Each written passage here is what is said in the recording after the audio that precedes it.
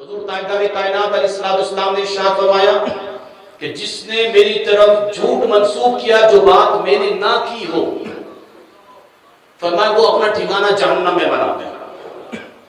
ہم شریعت کے پابند ہیں، ہم کسی مفتی مولوی صاحب کے پابند نہیں ہیں۔ ابھی ایک مولوی صاحب نے ایک حدیث بیان کی ہے بکری والی، اللہ کے مطلب ان کو رجوع کرنا چاہیے۔ ہم شریعت کے پابند ہیں، ہم کوئی دفاع نہیں کریں گے۔ ہم نے کلمہ حضور کا پڑھا۔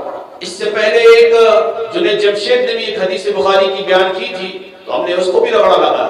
جو حدیث ہے اس کو اسی اعتبار سے بیان کیا جائے۔ حضرات محترم، ہاں غلطی ہو سکتی ہے، خطیبوں سے غلطی ہو سکتی ہے، مقررین سے غلطی ہو سکتی ہے، کہ کوئی معصوم تو نہیں ہے نا، زبان سے جملے نکل سکتے ہیں، اس پر رجوع کر لے بندہ، لیکن گستاخ رسول کا فتویٰ نہیں لگ سکتا۔ ہاں اللہ مطلب یہ ہماری جو ایک ٹرینڈ چل گیا ہے نا، جس سے بھی کوئی جملہ نکلا تو ہمیں گستاخ رسول 295C کا کام ہو گیا۔ 295C آپ کو معلوم ہے کیا؟ آپ نے دین کو، شریعت کو کیا بنایا ہوا؟ حضور تاجدار کائنات علیہ السلام کی شان میں ایک عالم دین کیسی بے ادبی گستاخی کر سکتا ہے؟ جملے ادا ہو گئے تو اس پر رجوع بنتا ہے، رجوع کر لے جی میں نے یہ جملے کہے ہیں، یہ حدیث میں نہیں آتے۔ اگر کسی نے لکھا بھی ہے اس کو ڈھنگ ہونا چاہیے، طریقہ ہونا چاہیے، سلیقہ ہونا چاہیے۔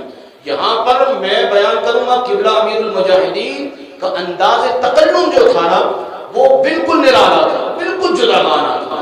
ہمارے سب صالحین جو ہے جس انداز کے اندر تکلم کرتے ہیں، کیونکہ وہ شریعت کے پابند، وہ دین کے پابند ہے۔ مجھے یاد ہے کہ باغ جناح میں جلسہ تھا، قبلہ امیر المجاہدین نے حدیث شریف پڑھی کہ حضور تاجدار کائنات علیہ السلام اونٹنی پر جلوہ گر تھے۔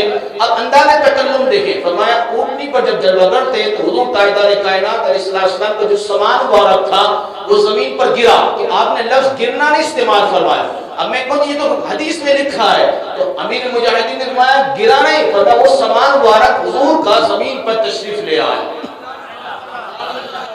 بڑے بڑے امت ہم لے گا یار یہ انداز تکلم کیا ہے۔ اسی طریقے سے آپ امام محمد رضا کو پڑھیں، جب حضور کی ذات پر بات آئے گی تو انداز تکلم اپنا تبدیل فرماتے ہیں، انداز بیان کرتے ہیں، قرآن حکم فرماتا ہے۔ اور یہ اہل سنت و جماعت کے شعار ہے، اور اہل سنت و جماعت کی شان ہے کہ کبھی بھی منبر و محراب سے ہمارے علماء، ہمارے اسلاف نے کبھی بے ادبی کے جملے استعمال نہیں کیا۔ اگر کسی سے ہو گئے تو اللہ اس پر 295C کا قانون نہیں لگتا ہے، لیکن تمہاری تقاریر بھری پڑی، تمہاری تقاریر بے ادبی کے جملوں سے بھری پڑی ہے۔ اگر ایک جملہ نکل گیا ہو بے شریف میں وہ رجوع کرے معاملہ ختم ہو گیا، لیکن تم کہاں کھڑے ہو؟ تم نے جو حضور کی شان میں اتنی بے ادبیاں اور گستاخیاں کر کے کھڑے ہو، اور تم نے جو مرزائیوں کے لیے دروازہ تیار کر رہے ہو، تم طرح طرح کی بکواسات کر رہے ہو، تم